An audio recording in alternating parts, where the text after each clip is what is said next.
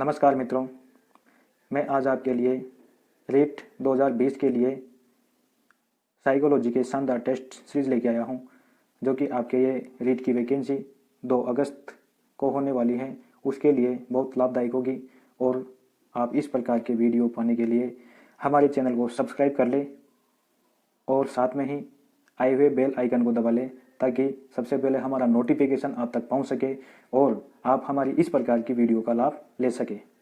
तो चलिए हम टेस्ट सीरीज शुरू करते हैं। आज की टेस्ट का पहला प्रश्न है, किस मनोवैज्ञानिक के अनुसार विकास एक सतत और धीमी प्रक्रिया है? तो कॉल्सनिक, पियाजे, स्किनर और हरलॉक, इनमें से आपका आंसर कौन सा होगा, जल्दी से बताइए। तो इसका आंसर होगा हरलॉक। हरलॉक के अनुसार विकास एक सतत और धीमी प्रक्रिया है। तो चलिए हम अगले प्रश्न की ओर बढ़ते हैं। बाल्यावस्था होती है, बाल्यावस्था कहाँ से कहाँ तक होती है? तो 5 वर्ष तक होती है, 12 वर्ष तक होती है, 21 वर्ष तक होती है, या कोई भी नहीं।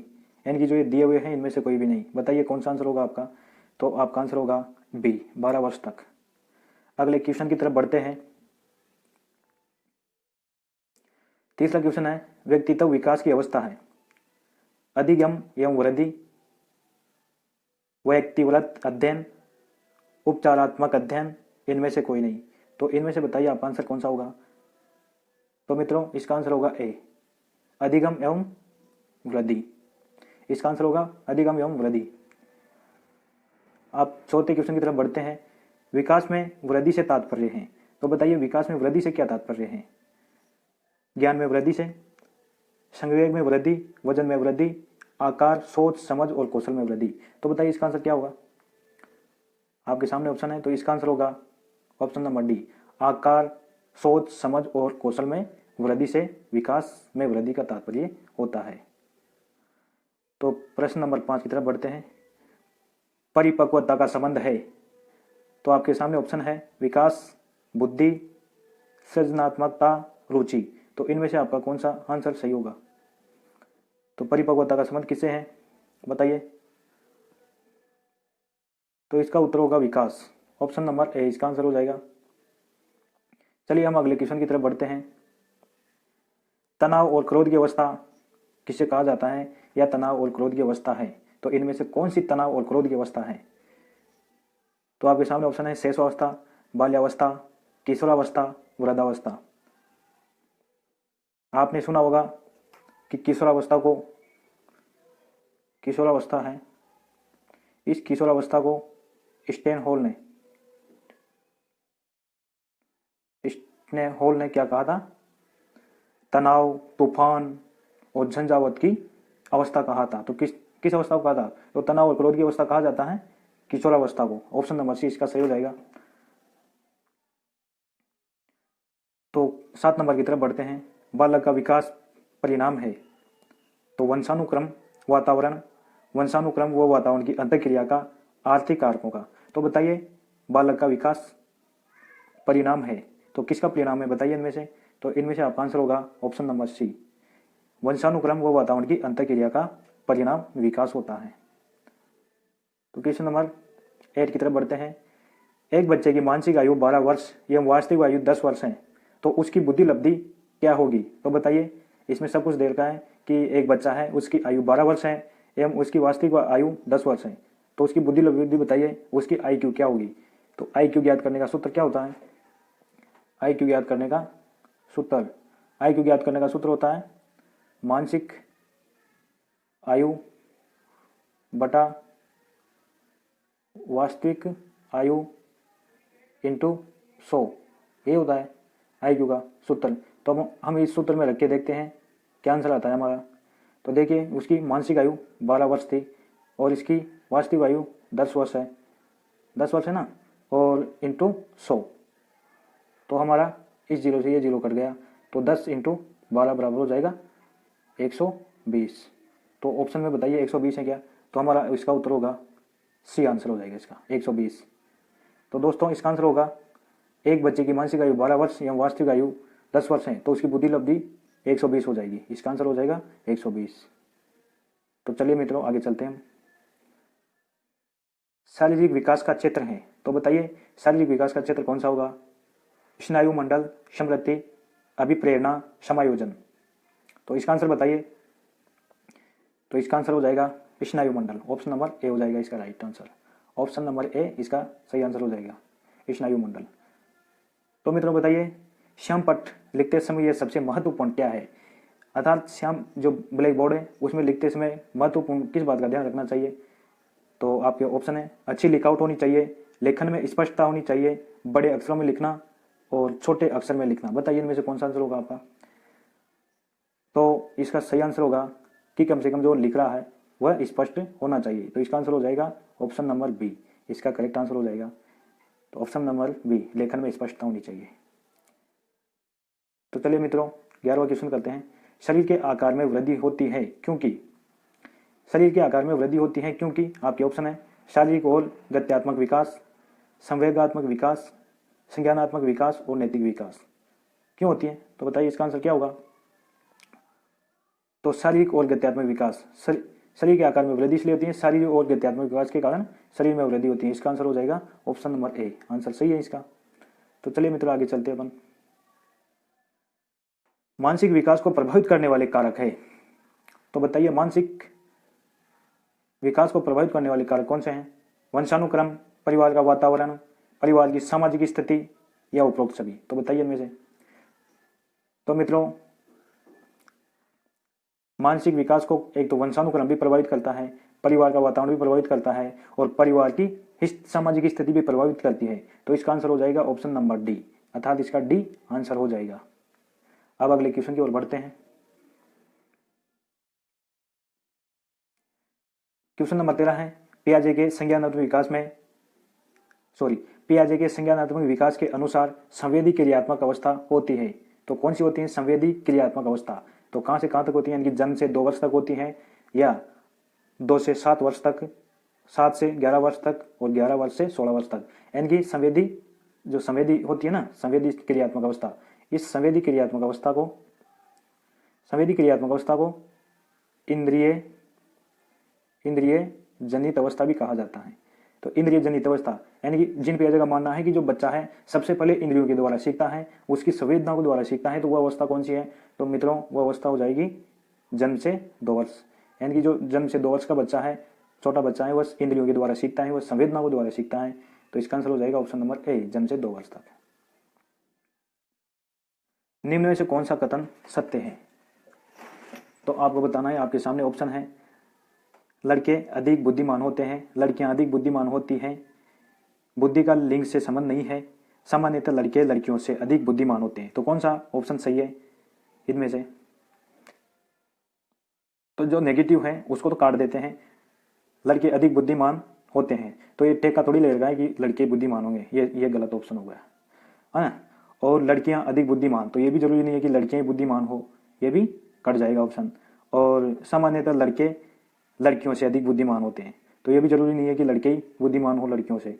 और ऑप्शन नंबर सी है इसका, बुद्धि का लिंग से संबंध नहीं है। तो वास्तव में बुद्धि का लिंग से संबंध नहीं है, लड़का हो या लड़की किसी में भी कम ज़्यादा बुद्धि हो सकती है, कोई जल्दी सीख सकता है, कोई लड़का जल्दी सीख सकता है, कोई लड़की जल्दी सीख सकती है, कोई कम सीख सकती है। तो इस प्रकार से मतलब व्यक्तिगत भिन्नता पा सकती है, तो बुद्धि का लिंग से कोई भी संबंध नहीं है। तो ये अपना आंसर सी हो जाएगा, अर्थात ये सही है यहाँ पर। क्वेश्चन नंबर 15 की तरफ बढ़ते हैं। परामर्श का उद्देश्य है। तो परामर्श का उद्देश्य क्या है? आपके सामने ऑप्शन है, बच्चों को समझाना, बच्चों की कमियों के कारण पता करना, बच्चों को समायोजन में सहायता करना। तो बताइए इसमें से कौन सा आंसर होगा, या इनमें से उपरोक्त सभी दोनों होंगे, सभी होंगे?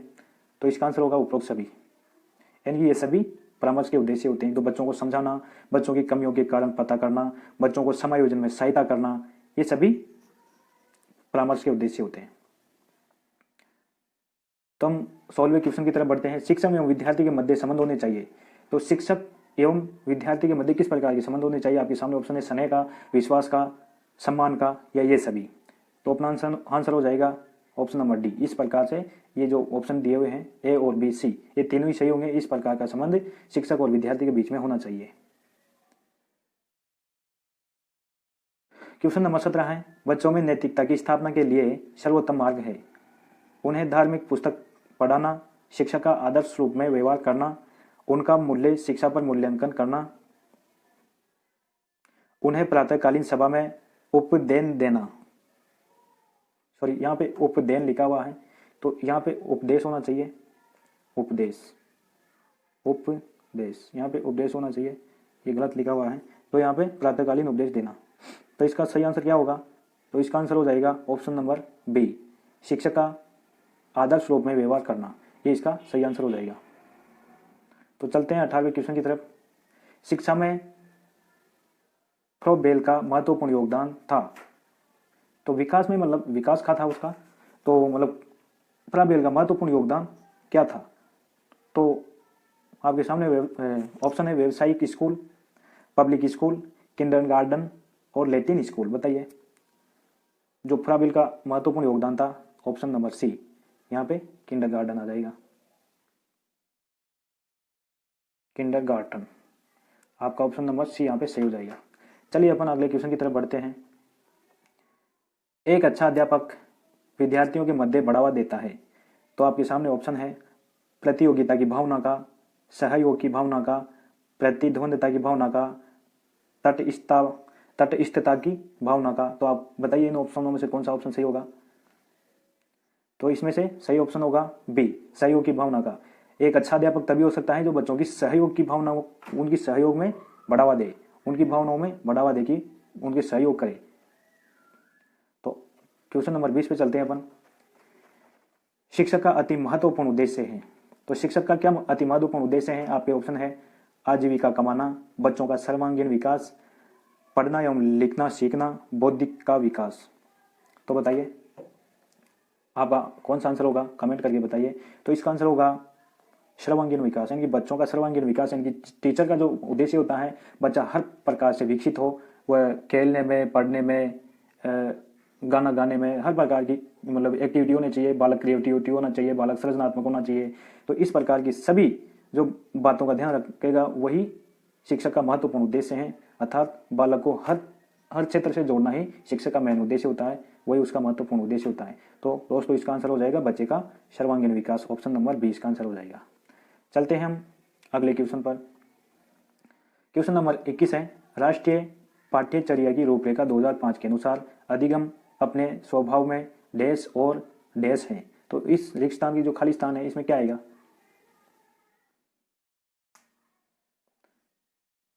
तो आपके ऑप्शन है निष्क्रिय सरल, निष्क्रिय सामाजिक, सक्रिय सामाजिक, सक्रिय और सरल। तो आप इनमें से कौन सा आंसर आ जाएगा? तो इनमें से आ जाएगा आंसर ऑप्शन नंबर सी, इसमें सक्रिय और सामाजिक, यानी कि राष्ट्रीय पाठ्यचर्या की रूपरेखा 2005 के अनुसार अधिगम अपने स्वभाव में सक्रिय और सामाजिक है। तो ऑप्शन नंबर सी इसका करेक्ट निकलेगा। चलिए अपन अगले 22वें क्वेश्चन पर चलते हैं। तो अपना 22वां क्वेश्चन है, खालिस्तान तथा खालिस्तान की विशिष्ट अन्योन्य क्रिया का परिणाम विकास के विविध मार्गों और निष्कर्षों के रूप में हो सकते हैं। तो बताइए इनमें क्या आएगा, इनमें कौन सा आंसर आएगा, जल्दी से बताइएगा। तो इसका आंसर आ जाएगा option number B, option number A, sorry option number A, इसका आंसर आ जाएगा वंशानुक्रम और पर्यावरण, यानी कि वंशानुक्रम तथा पर्यावरण की विशिष्ट अन्योन्य क्रिया का परिणाम विकास के विविध मार्गों और निष्कर्षों के रूप में हो सकते हैं। तो इसका आंसर आ जाएगा ऑप्शन नंबर ए। अगले क्वेश्चन पर चलते हैं हम। भारत सरकार की कंप्यूटर आधारित अधिगम प्रक्रिया के माध्यम से छात्रों को सिखाने के लिए आईटी स्कूल योजना वर्ष कब शुरू की गई थी? आईटी स्कूल, तो बताइए आईटी स्कूल कब शुरू की गई थी? तो ये शुरू की गई थी 2004 में। आईटी स्कूल की जो शुरू की गई थी वो 2004 में शुरू की गई थी। अगले क्वेश्चन पर पढ़ते हैं हम। 6 से 14 वर्ष के बीच के आयु के बच्चों को एक मौलिक अधिकार के रूप में मुफ्त और अनिवार्य शिक्षा देने के उद्देश्य से सर्व शिक्षा अभियान देश में शुरू किया गया था। यानी कि जो सर्व शिक्षा अभियान शुरू कब किया गया था? तो सर्व शिक्षा अभियान कब शुरू किया गया था दोस्तों? तो सर्व शिक्षा अभियान आपके ऑप्शन है 1996 में, 1998, 2001, 2003। इनमें से कौन सा होगा, जल्दी से बताइए। तो इसका आंसर हो जाएगा ऑप्शन नंबर सी, 2001 में सर्व शिक्षा अभियान 2001 में शुरू किया गया था, सर्व शिक्षा अभियान 2001 में। अगले क्वेश्चन 25वें की तरफ बढ़ते हैं। स्तरीय गुणवत्तापूर्ण शिक्षक शिक्षा के लिए पाठ्यक्रम ढांचा राष्ट्रीय अध्यापक शिक्षा परिषद द्वारा वर्ष में निकाला गया था। तो बताइए कौन से वर्ष में निकाला गया था? आपका ऑप्शन है 1990, 1992, 1998 और 1996, बताइए।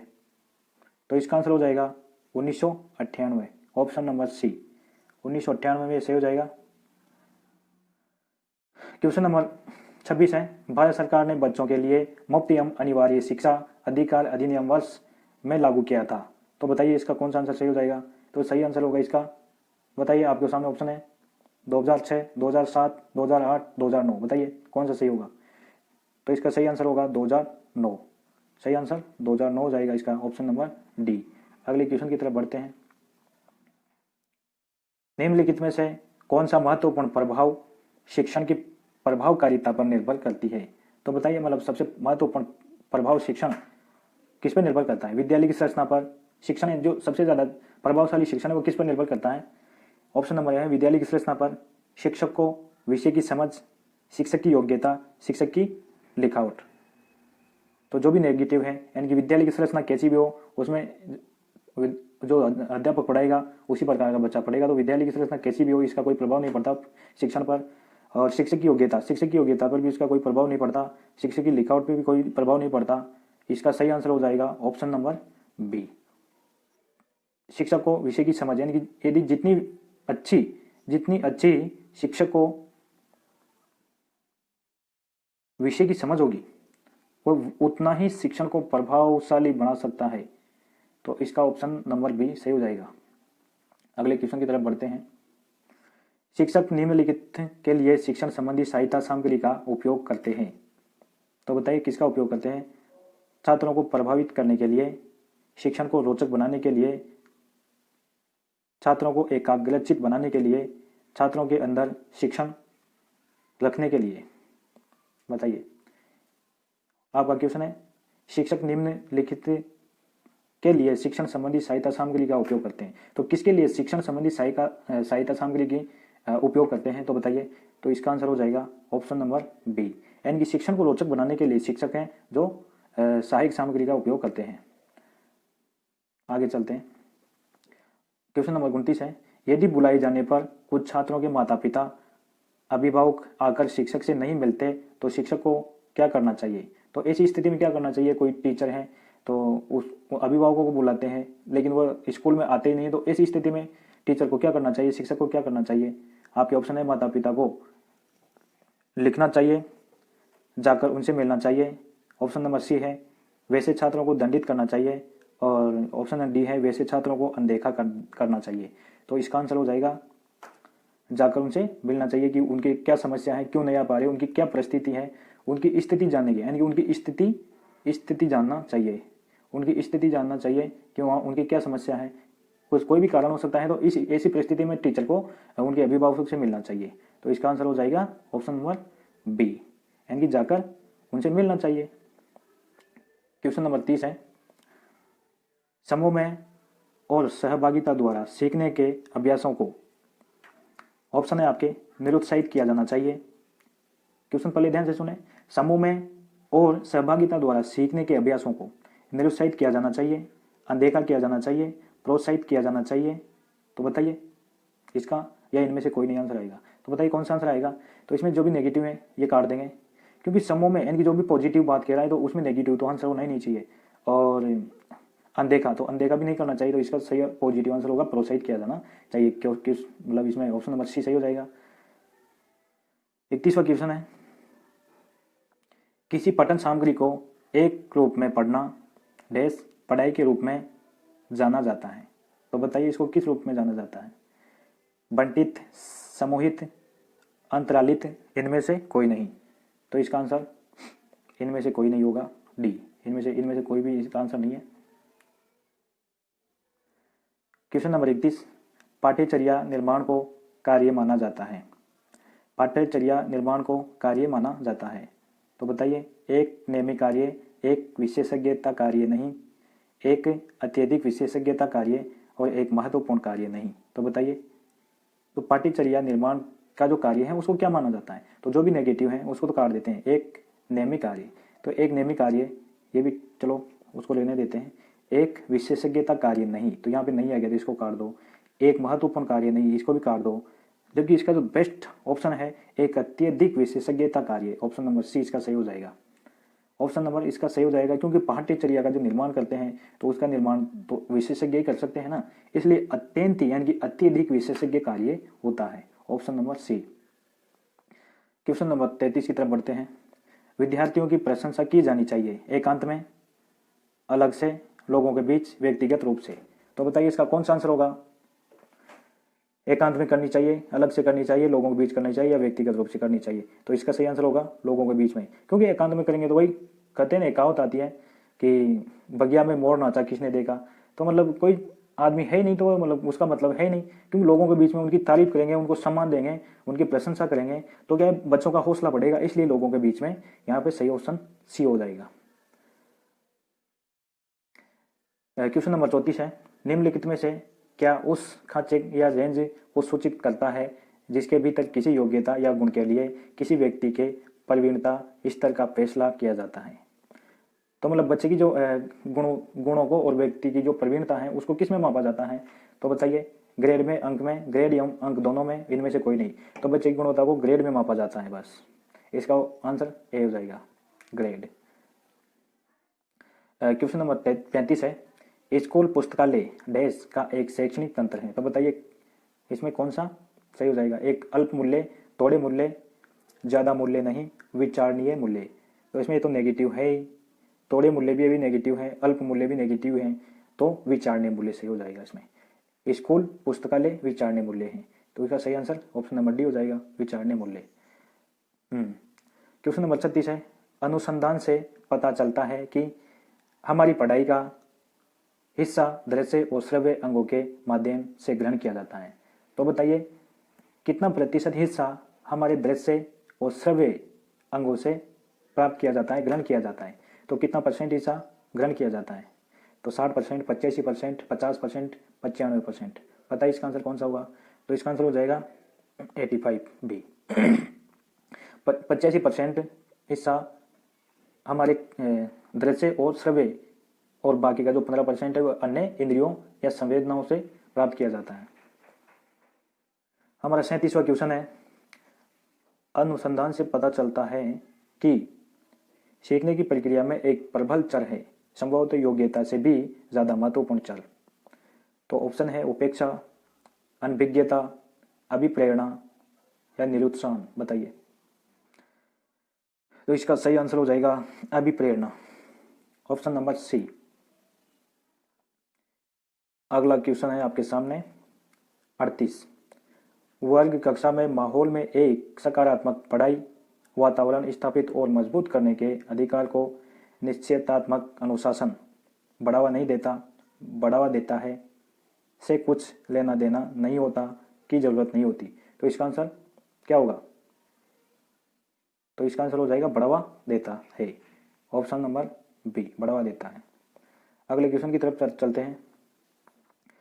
जब किसी शिक्षक पर प्राधिकारी हावी होते हैं या उसे अन्य कार्य के लिए विवेश किया जाता है तो उसकी क्षमता, बताइए, कई गुनी बढ़ जाती है, घटती है, अंशतः बढ़ती है या अप्रभावित रहती है?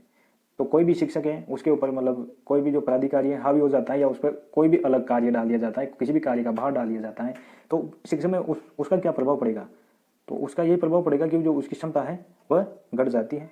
Option number B correct answer हो जाएगा, यहाँ पे घट जाती है उसकी क्षमता। 40वां क्वेश्चन है। निम्नलिखित में से किस एक प्रोजेक्ट सहायता सामग्री नहीं माना जाता? तो किसको प्रोजेक्ट सहायता सामग्री नहीं माना जाता? तो slides projector, overhead projector, black board या एपीडियास्कोप को? बताइए इनमें से कौन सा आंसर होगा? तो इसमें ब्लैक बोर्ड को प्रोजेक्ट सहायता सामग्री नहीं माना जाता और सभी को प्रोजेक्ट सहायता सामग्री माना जाता है। क्वेश्चन नंबर 41 है। छात्रों के सही मूल्यांकन के लिए निम्नलिखित में से किस विधि का प्रयोग किया जाना चाहिए? रचनात्मक मूल्यांकन, सतत मूल्यांकन, कोर्स के अंत में मूल्यांकन, प्रत्येक 6 माही पर मूल्यांकन। तो बताइए इसका कौन सा आंसर होगा? तो इसका आंसर हो जाएगा ऑप्शन नंबर बी, सतत मूल्यांकन। छात्रों का सही मूल्यांकन होना चाहिए। तो आपका 42वां क्वेश्चन है। बच्चे का पहला शिक्षक कौन होता है? बताइए बच्चे का पहला शिक्षक कौन होता है? माहौल, शिक्षक, माता पिता, इनमें से कोई नहीं। तो आपने सुना होगा कि बच्चे की प्रथम पाठशाला कौन होती है? बच्चे की प्रथम पाठशाला उसका परिवार, ये तो होती है पाठशाला। और इस परिवार का शिक्षक शिक्षक माता और पिता, माता पिता। और इसका जो स्टूडेंट होता है यानी कि छात्र होता है तो वो बच्चा होता है, बच्चा बच्चा होता है। तो शिक्षक कौन हुए? माता पिता। तो यहाँ पे सही आंसर कौन सा हो जाएगा? माता पिता। और पिता से भी ज़्यादा शिक्षक माता को माना गया है, परिवार का शिक्षक माता, छोटे बच्चे का माता, क्योंकि सबसे ज़्यादा बच्चे माता के अंडर में रहते हैं और माता के अट्रैक्शन में रहते हैं और माता के मतलब गुण ज़्यादा सीख पाते हैं छोटे बच्चे। क्वेश्चन नंबर 43 है, एक शिक्षक को समाज में सम्मान मिलना चाहिए जब वह एक आदर्श जीवन जीता हो, निष्ठापूर्वक अपनी ड्यूटी करता हो, प्रभावकारी तरीके से पढ़ने में सक्षम हो। तो बताइए। तो इसका आंसर उपयुक्त सभी हो जाएगा, क्योंकि ये सब गुण होंगे तभी एक शिक्षक को यह सम्मान मिलना चाहिए। एक तो आदर्श जीवन जीता हो, निष्ठापूर्वक अपनी ड्यूटी करता हो, अपना कर्तव्य का ध्यान रखता हो, समय पे जाता हो, समय से बच्चों को पढ़ाता हो, अपना कोर्स के लिए सतर्क रहता हो, टाइम से आता जाता हो। तो इस प्रकार के मतलब हर कदम पे के लिए सक्रिय रहता हो तो वह उसको मतलब सम्मान मिलने के योग्य हो। तो ऑप्शन नंबर सी हो जाएगा। तो अपना क्वेश्चन है 44वां, एक अच्छी उपलब्धि जांच का एक अभिलक्षण निम्न में से क्या नहीं है? तो विधि मान्यता, विश्वसनीयता, दृढ़ अर्थकता और वस्तुनिष्ठता। क्वेश्चन दोबारा से सुनिएगा। एक अच्छी उपलब्धि जांच का एक अभिलक्षण निम्न में से क्या नहीं है? एक अच्छी उपलब्धि जांच का, तो अभिलक्षण निम्न में से क्या नहीं है? तो बताइए, इसका आंसर बताइए। तो इसका आंसर हो जाएगा ऑप्शन नंबर सी, दृढ़ अर्थकता। इसका दृढ़ अर्थकता आंसर हो जाएगा अपना। और अपन अगले क्वेश्चन की तरफ बढ़ते हैं। निम्नलिखित में से किसे आप अधिगम की सबसे उचित परिभाषा मानेंगे? तो समस्या हल करना, विशिष्ट हुनर का विकास, आचरण संबंधी प्रवृत्ति का विकास। तो ये कोई परिभाषा नहीं हुई, ये अधिगम की इनमें से परिभाषा नहीं है, तो ये ठीक परिभाषा नहीं है। इसका इनमें से कोई नहीं आंसर आ जाएगा। अगले क्वेश्चन की तरफ चलते हैं।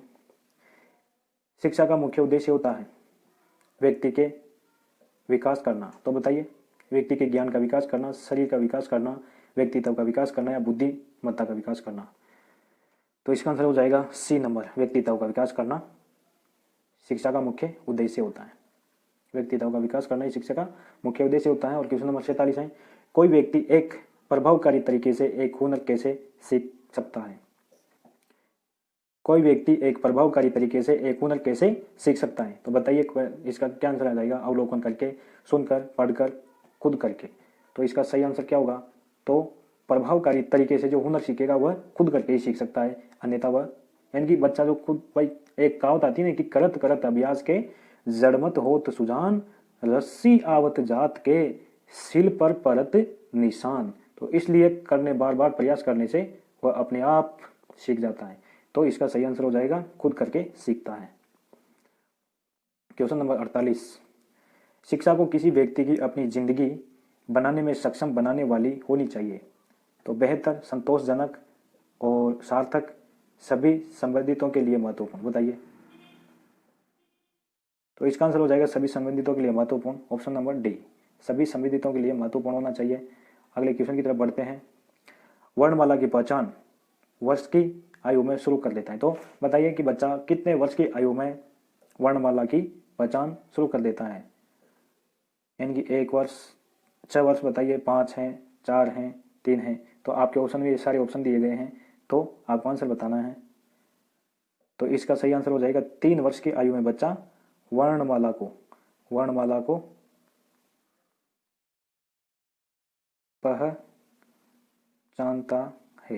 पहचानता है। ठीक है, तो इसमें सही आंसर हो जाएगा हमारा ऑप्शन नंबर डी। अगले क्वेश्चन की तरफ बढ़ते हैं। मनोविज्ञान सामान्यतः मानव से संबंधित होता है। तो बताइए, मनोविज्ञान सामान्यतः किससे संबंधित होता है? तो भावनाओं से, विचारों से, आचरण से या इन सभी से? तो इसका आंसर हो जाएगा इन सभी से। यानी कि मनोविज्ञान भावनाओं का भी ध्यान करता है, विचारों का भी ध्यान करता है, आचरण का भी ध्यान करता है, व्यवहार का ध्यान करता है, उनकी रुचियों का ध्यान करता है, उसकी मानसिक योग्यता का भी अध्ययन करता है। तो इस प्रकार से ये मनोविज्ञान इन सभी से संबंधित है। तो इसका सही आंसर हो जाएगा ये सभी, यहाँ पे ये सभी इसका आंसर आ जाएगा। तो मित्रों, हमारी ये टेस्ट खत्म हुई और मैं आशा करता हूँ कि आपकी ये टेस्ट अवश्य ही समझ में आई होगी।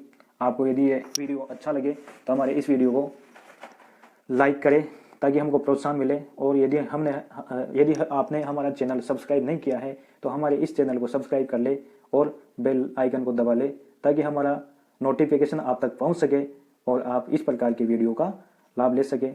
धन्यवाद मित्रों।